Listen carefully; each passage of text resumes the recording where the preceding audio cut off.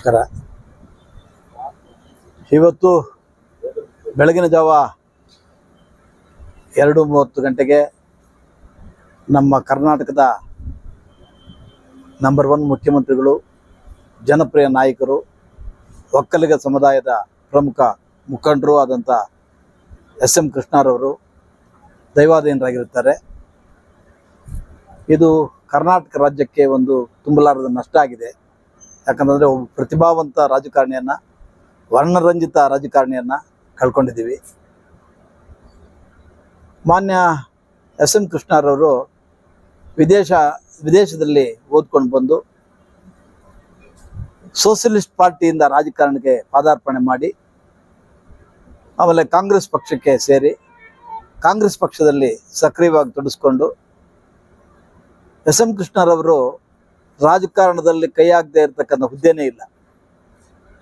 ಕೈಗಾರಿಕಾ ಮಂತ್ರಿಯಾಗಿ, ವಿದೇಶಾಂಗ ಮಂತ್ರಿಯಾಗಿ, ಗವರ್ನರ್ ಆಗಿ, ಉಪಮುಖ್ಯಮಂತ್ರಿಯಾಗಿ, ಮುಖ್ಯಮಂತ್ರಿಯಾಗಿ, ಗವರ್ನರ್, ಆಮೇಲೆ ಸ್ಪೀಕರ್ ಆಗಿ ಎಲ್ಲ ಹುದ್ದೆಗಳನ್ನು ಅಲಂಕರಿಸುತ್ತಾರೆ. ಎಲ್ಲೇ ಆಗಲಿ ಅವರು ಕಪ್ಪು ಚುಕ್ಕೆ ಇಲ್ಲದೆ ಉತ್ತಮವಾದಂಥ ಆಡಳಿತಕಾರ.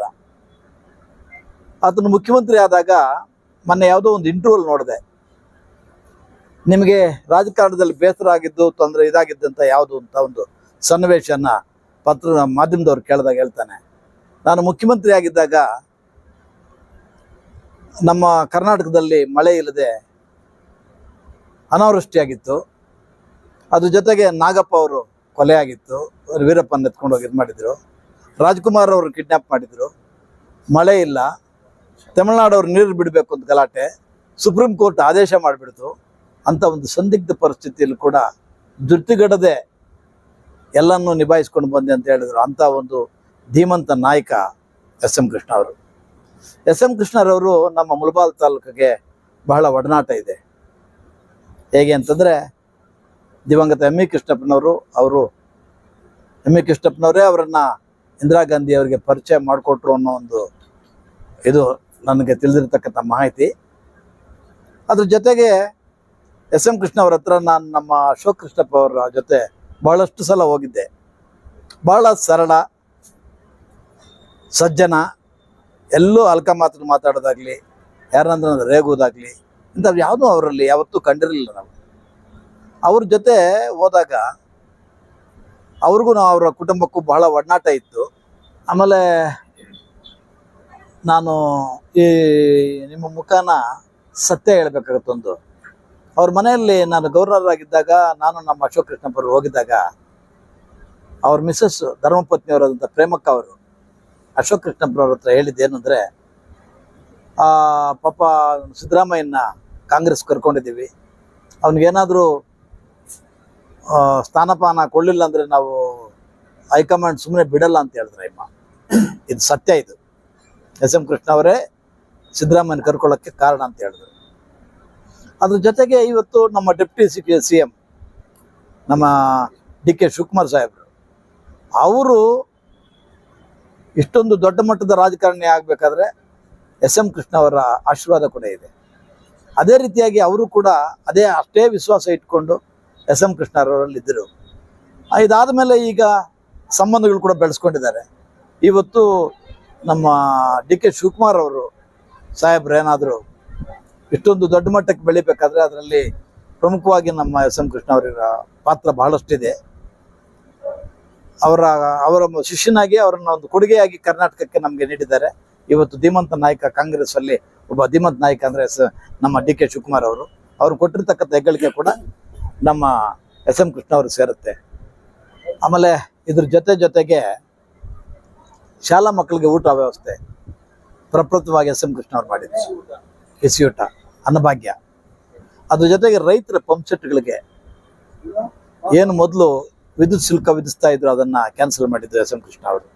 ಹೀಗೆ ಜನೋಪಕಾರಿ ಕಾರ್ಯಕ್ರಮಗಳು ಬಹಳಷ್ಟು ಮಾಡಿದ್ದಾರೆ.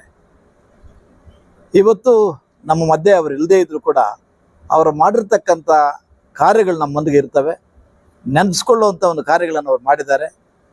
ಅವರು ಗವರ್ನರ್ ಆಗಿದ್ದಾಗ ಬಾಂಬೆಯಲ್ಲಿ ಅವ್ರ ಮನೆಗೆ ಒಂದು ದಿವಸ ಆಲ್ಟ್ಗೆ ಹೋಗಿದ್ದು ನಾನು, ನಮ್ಮ ಎಸ್.ಎಂ. ಅಶೋಕ್ ಕೃಷ್ಣಪ್ಪ ಅವರು.